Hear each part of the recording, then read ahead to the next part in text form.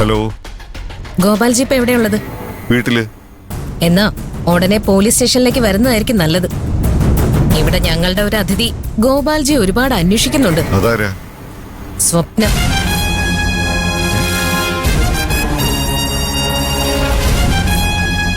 അവള് ഷോപ്പിങ്ങിന് പോയതാ. ഓ, ഇപ്പൊ മയക്കുമരുന്ന് വാങ്ങാൻ ഇറങ്ങുന്നതിനെയും നിങ്ങൾ ഷോപ്പിംഗ് എന്നാണോ വിളിക്കുന്നത്?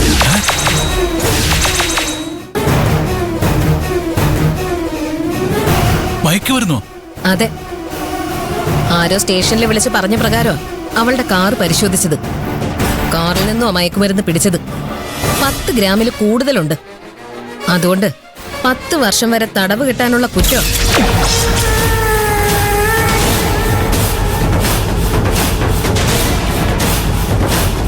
സ്വപ്ന മയക്കുമരുന്ന് ഉപയോഗിക്കുന്ന ഒരു കുട്ടിയല്ലല്ലോ.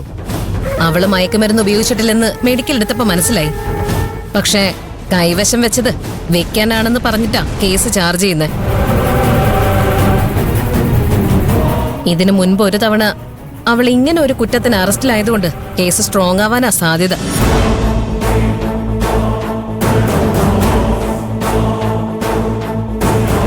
എന്തായാലും വക്കീലിനെ അറിയിക്കുന്നതായിരിക്കും നല്ലത്. നിങ്ങൾ വേഗം സ്റ്റേഷനിലേക്ക് എത്തിക്കോ.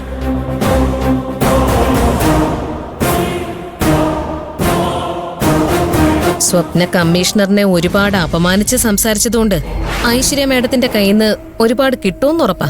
ശരി, ഞങ്ങൾ ഇപ്പൊ തന്നെ വന്നോളാം. ഇതിനു മുമ്പ് ഡാഡി തന്നെയല്ലേ അവളുടെ കാറിൽ മയക്കുമരുന്ന് വെച്ചിട്ട് പോലീസിനെ കൊണ്ട് പിടിപ്പിച്ചത്.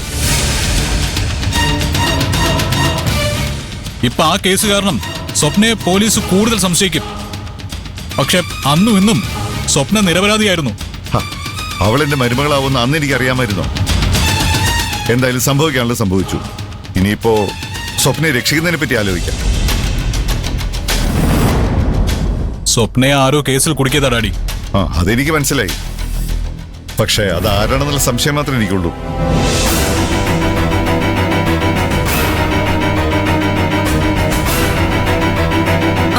നിങ്ങൾ എന്തിനാ എന്നെ നോക്കുന്നേ? അവളുടെ കാറിൽ നിന്നാ മയക്കുമരുന്ന് കിട്ടിയിരിക്കുന്നത്. ഈ വീട്ടിലുള്ള ആർക്കെങ്കിലും എളുപ്പത്തിൽ അതിനകത്ത് മയക്കുമരുന്ന് വെക്കാൻ കഴിയും. ഈ വീട്ടിൽ നിനക്കാണ് സ്വപ്നയോട് ഏറ്റവും ദേഷ്യമുള്ളത്. അത് ഞങ്ങൾക്ക് എല്ലാവർക്കും അറിയാം. അവൾക്ക് ഇങ്ങനെ ഒരു പണി കിട്ടിയതിൽ എനിക്ക് സന്തോഷമേ ഉള്ളൂ. പക്ഷെ ഇത് ചെയ്തത് ഞാനല്ല. നിങ്ങൾക്ക് സൗകര്യം ഉണ്ടെങ്കിൽ വിശ്വസിച്ചാൽ മതി. വേണ്ട. ഇപ്പോ സ്വപ്നയെ രക്ഷിക്കാൻ നമ്മുടെ ലക്ഷ്യം. ഇതാരാ ചെയ്തെന്ന് നമുക്ക് പിന്നീട് കണ്ടുപിടിക്കാം. ഒരു കാര്യം നീ മറക്കണ്ട. ഇതിന് പിറകിൽ നീയാണെന്ന് ഞാൻ അറിഞ്ഞ നിന്റെ അവസാനം എന്റെ കൈ കൊണ്ടായിരിക്കും. നമുക്കിടയിൽ ഡാഡി വന്നാലും നിന്നെ വച്ചേക്കില്ല.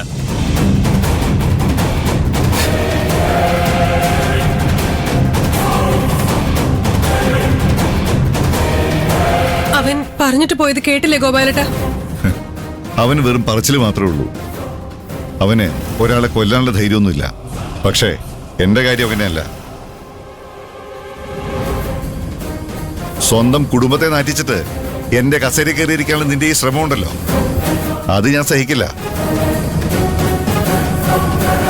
എനിക്കോ എന്റെ കുടുംബത്തിനോ അപമാനം വരുത്തുന്ന തരത്തില് നീ എന്തെങ്കിലും ചെയ്താൽ എന്റെ ചോരയൊന്നും ഞാൻ നോക്കൂല. നിന്നെ ഞാൻ തീർത്ത് കളയും.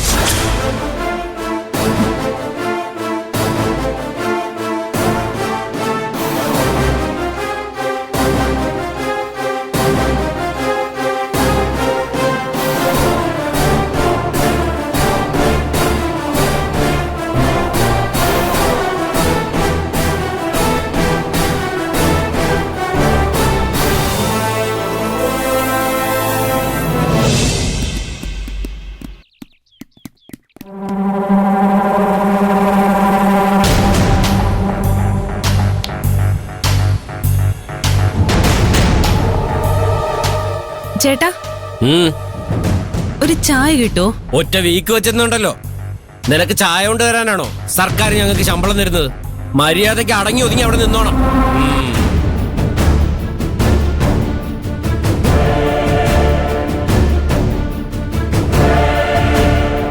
അഭിമാനമുള്ള പോലീസുകാരും ഡിപ്പാർട്ട്മെന്റിൽ ഉണ്ടെന്ന് മനസ്സിലായില്ലേ?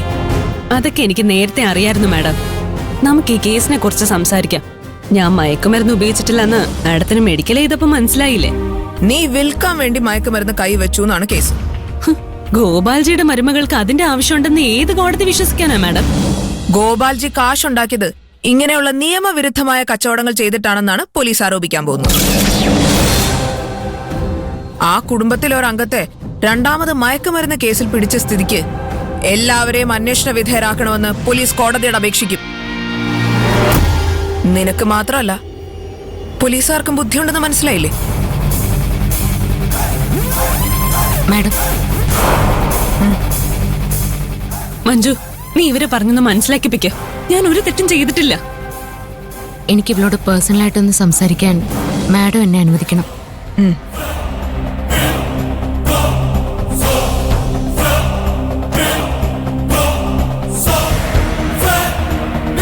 മഞ്ജു, എന്നെ ആരോ കുടുക്കിയതാ. എനിക്ക് തോന്നുന്നത് ശാലിനി ആയിരിക്കുമെന്നാ. എന്നെ ഒതുക്കാതെ അവൾക്ക് കമ്പനിയിൽ ഒരു സ്ഥാനം കിട്ടില്ലെന്ന് അവൾക്ക് മനസ്സിലായി കാണും. ശാലിനിയല്ല നിന്നെ കുടുക്കിയത്. അവളല്ലെങ്കിൽ പിന്നെ ആരാ? ഞാനാ. വെറുതെ തമാശ പറയില്ലേ മഞ്ജു? തമാശയല്ല, ഞാനാണ് നിന്റെ വണ്ടിയിൽ മയക്കുമരുന്ന് വെച്ച് പോലീസിനെ വിളിച്ചു പറഞ്ഞത്.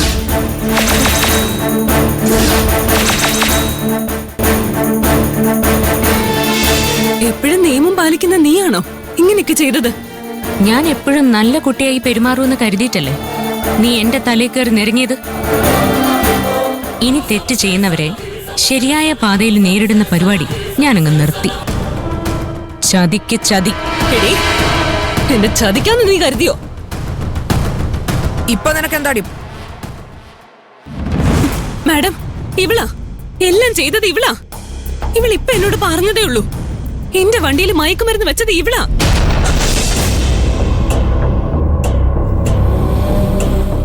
ഇവളെ പോലെ നന്ദിയില്ലാത്ത ഒരുത്തിക്ക് വേണ്ടി എന്തിനാ മഞ്ജു സ്റ്റേഷൻ വരെ വന്നത്?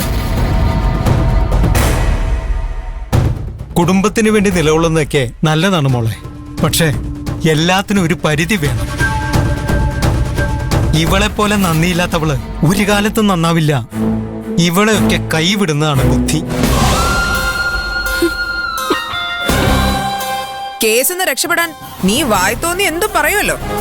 മാഡം, മിണ്ടിപ്പോരുത്. ഇനി ഇവിടെ കിടന്ന് ബഹളം വെച്ചാ ഞാൻ സെല്ലിലേക്ക് കയറും.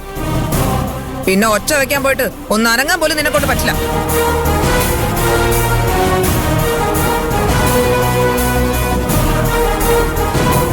ഇവര് നിന്റെ ആളുകളായതുകൊണ്ട് നിന്നെ വിശ്വസിക്കും. പക്ഷെ ഞാൻ ഗോപാൽജിയോട് സത്യം പറഞ്ഞ നിന്നെ അദ്ദേഹം വെറുതെ വിടില്ല. അപ്പൊ ഞാനും ചില സത്യങ്ങളൊക്കെ പറഞ്ഞാലോ? സഞ്ജുവിനോടും ഗോപാലിനോടും നീ ഇല്ലാത്ത ഗർഭത്തിന്റെ കാര്യം പറഞ്ഞിട്ടാണ് ആ വീട്ടിൽ കയറി പറ്റിയതെന്ന് ഞാൻ പറയട്ടെ. ചുമ്മാ പറയുമല്ല, അത് തെളിയിക്കാനുള്ള ചില രേഖകളും എന്റെ കയ്യിലുണ്ട്. ആശുപത്രി ചെന്ന് നിന്റെ ഡോക്ടറെ നന്നായിട്ടൊന്ന് കുടഞ്ഞപ്പോ അവര് സഹകരിച്ചു. അയ്യോ മഞ്ജു, അങ്ങനെയൊന്നും ചെയ്യരുത്. ഞാൻ ഗോപാൽജിയോടൊന്നും പറയില്ല. പറയണം. ഞാനാണ് നിന്നെ കള്ളക്കേസിൽ കുടുക്കിയതെന്ന് അയാൾ അറിയണം. ഞാൻ മാറിയെന്ന് അവര് മനസ്സിലാക്കണം. ഇനി എന്റെ ഭാഗത്തുനിന്നും ഒരയവ് അവർക്ക് ആർക്കും ഉണ്ടാവില്ലെന്ന് ഗോപാലിനോട് നീ പറഞ്ഞേക്കും.